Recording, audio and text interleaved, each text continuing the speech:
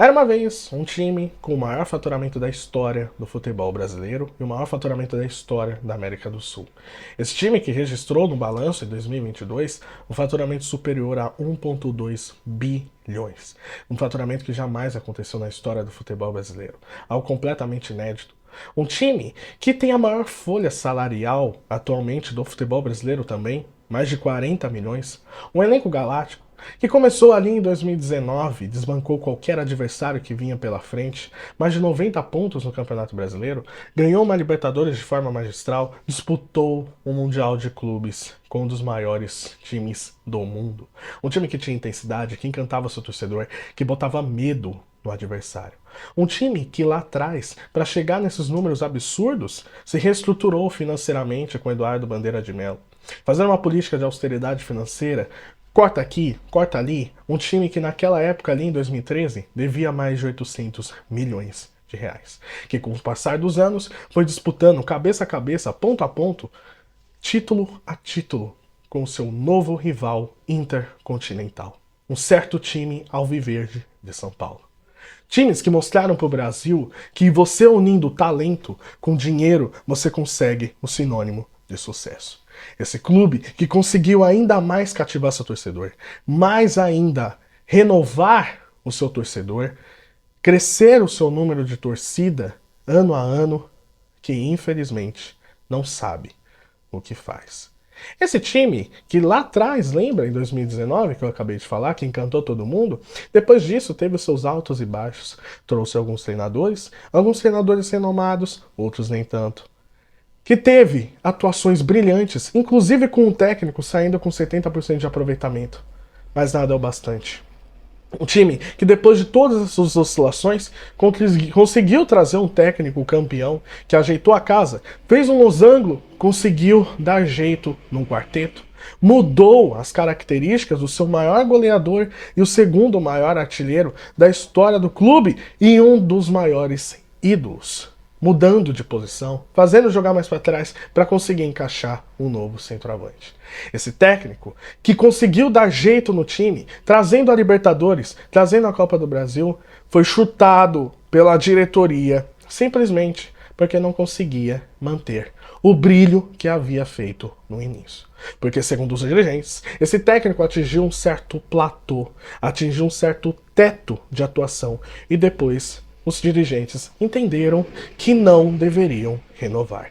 Mas mesmo ganhando todos esses títulos, sim, e talvez se ao invés de chamar Dorival Júnior, a gente pudesse falar português de Portugal e falasse Dorival Júnior, talvez se o nome dele fosse Dorival Júnior com português de Portugal, talvez estaria até hoje no clube. E depois disso, foi só ladeira abaixo. Esse time, com faturamento absurdo, com elenco absurdo, com estrelas na equipe, foi começando a cair. E se alguém contasse para você que em pleno 2023, de todos os títulos que poderiam disputar, inclusive com vários sendo somente disputados por conta daquele mesmo técnico que ano passado foi mandado embora, perdeu todos. Esse time que possui o elenco mais caro não conseguiu ganhar nada esse ano. Parece uma historinha, né? Mas é algo que aconteceu de verdade. E aqui a gente não tá para poder só utilizar dados, mas esse vídeo vai muito mais de análise sobre as palhaçadas que a diretoria do Flamengo fizeram esses anos. A gente pode discutir, e tem gente que vem discutindo, que a diretoria tem muito mais sorte do que juízo. Só que de fato é que a diretoria conseguiu montar um elenco que realmente é um elenco para padrões brasileiros estrelado. É a maior folha salarial, é um elenco multicampeão, vencedor, muito reforçado daquele de 2019. Aquele elenco de 2019, ele tinha um excelente time titular, mas ele não tinha reservas à altura. E hoje ele possui reservas à altura. Mas você vê que a diretoria ela não consegue fazer com que o Flamengo consiga manter o seu patamar lá em cima porque ela não acredita em um trabalho. Uma diretoria que acredita cegamente, puramente, que o trabalho do estrangeiro supera qualquer outro treinador.